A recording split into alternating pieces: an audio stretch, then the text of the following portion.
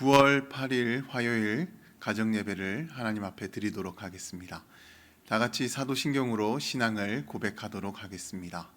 나는 전능하신 아버지 하나님, 천지의 창조주를 믿습니다. 나는 그의 유일하신 아들 우리 주 예수 그리스도를 믿습니다. 그는 성령으로 잉태되어 동정녀 마리아에게서 나시고 본디오 빌라도에게 고난을 받아 십자가에 못 박혀 죽으시고 장사된 지 사흘 만에 죽은 자 가운데서 다시 살아나셨으며 하늘에 오르시어 전능하신 아버지 하나님 우편에 앉아 계시다가 거기로부터 살아있는 자와 죽은 자를 심판하러 오십니다. 나는 성령을 믿으며 거룩한 공교회와 성도의 교제와 죄를 용서받는 것과 몸의 부활과 영생을 믿습니다. 아멘. 다 같이 복음성가 주가 보이신 생명의 길을 함께 찬양하도록 하겠습니다.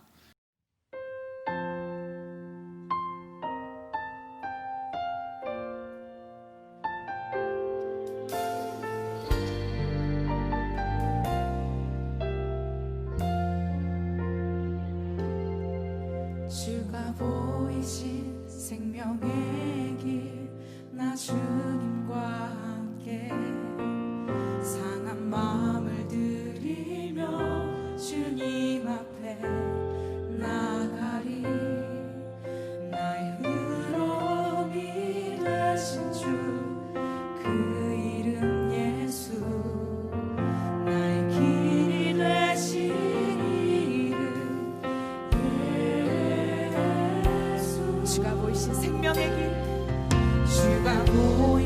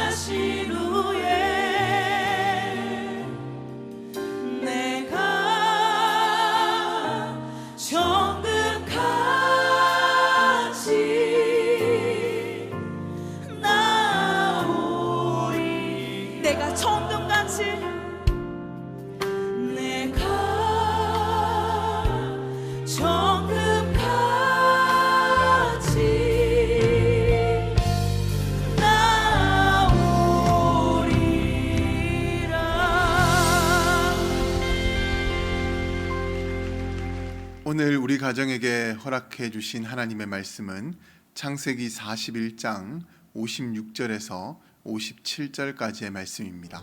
온 지면에 기근이 있음에 요셉이 모든 창고를 열고 애굽 백성에게 팔세. 애굽 땅에 기근이 심하며 각국 백성도 양식을 사려고 애굽으로 들어와 요셉에게 이르렀으니 기근이 온 세상에 심함이었더라. 대장장이가 쇠를 뜨거운 불에다가 넣고 또 이어서 차가운 물에 넣기를 반복하고 또 묵직한 망치로 그 쇠를 내리치는 이유는 그 쇠를 통해서 사람들에게 필요한 도구를 만들 계획을 가지고 있기 때문입니다. 그래서 쇠의 입장에서는 뜨거운 불과 차가운 물에 들어가는 것과 그리고 망치질을 당하는 것이 너무나도 힘들고 고통스러울 수 있겠지만 그 시간을 온전하게 견뎌내게 된다면 대장장이가 계획한 도구로 그렇게 새롭게 태어나게 되는 것입니다. 그런데 그 쇠가 이 도구로 전환이 될 때 자신이 받아온 고통의 시간을 복귀하며 사람들에게 유익한 도구로 사용이 되지 않으려고 한다면 그 쇠는 대장장이의 입장에서는 실패작이 되는 것입니다. 그러나 그 쇠가 자신은 고통을 받았지만 그 과정이 사람들을 유익하게 만드는 일이었음을 깨닫고 유익한 도구로 사용이 되려고 한다면 그 쇠는 대장장이의 입장에서는 성공작이 되는 것이고 그리고 사람들에게도 인정받는 도구가 되는 것입니다. 오늘 본문에 나오는 요셉이 하나님과 사람들에게 인정받는 신앙인이 될 수 있었던 것도 바로 이와 같은 이유 때문입니다. 요셉은 자신을 시기한 형들에 의해서 이집트의 노예로 팔려갔고 또 보디발의 집에서 억울한 일로 감옥에 갇히는 신세가 되었다가 아무도 풀지 못한 바로의 꿈을 해몽해 주어서 이집트의 총리가 되는 극적인 반전을 이뤄낸 인물이었습니다. 그러나 이 과정은 단순히 감옥의 죄수였던 요셉이 끝까지 하나님을 의지하고 살았더니 결국 이집트의 총리가 되었다는 그런 신앙의 성공담을 강조하는 이야기가 아닙니다. 이 이야기는 아직 서론에 불과한 것이고 진짜 본론의 이야기는 이후로부터 이어지게 되는데 창세기 41장의 내용을 보게 되면 이집트의 총리가 된 요셉은 자신이 바로의 꿈을 해몽해 준 대로 7년 동안 풍년이 이어지게 되자 그 추수한 곡물들을 각성에다가 저장을 해놓게 되었습니다. 그리고 7년의 대흉년이 찾아오게 되었을 때 요셉은 그 곡식을 이집트 백성들뿐만 아니라 인근 나라에 있었던 이방인들에게도 팔아서 흉년 속에서 그 생명을 지키도록 만들었습니다. 그리고 요셉은 이 흉년으로 인해서 자신을 이집트에 팔았던 형들을 다시 만나게 되었을 때 그들을 용서해 주었고 아버지와 그의 가족 모두를 이집트로 데리고 와서 그들의 생명도 지키게 만들었습니다. 이렇게 요셉은 자신이 형제들과 주변인들로부터 받은 고통이 많았지만 그 일이 결국 많은 사람들을 유익하게 만들기 위한 하나님의 계획이었음을 알고는 총리가 되었을 때에도 복수보다는 하나님의 뜻에 온전히 순종하는 쪽을 선택하여서 하나님과 사람들에게 사랑받고 인정받는 신앙인이 되었던 것입니다. 혹시 지금 삶의 고통의 문제들이 찾아와서 힘들어 하시는 분이 계십니까?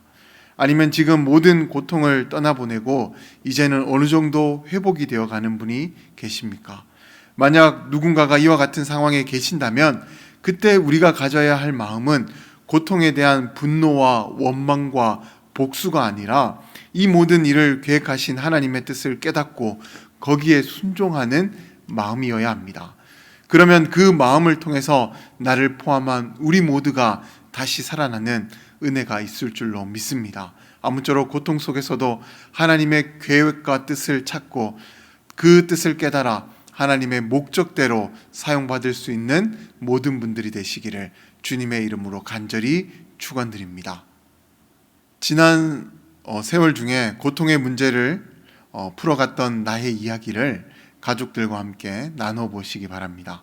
그리고 앞으로 고통이 찾아왔을 때 요셉처럼 지혜롭게 또 하나님의 뜻을 깨달아가는 그런 삶이 될 수 있도록 이 시간을 통해서 또 결단해 보시기 바랍니다.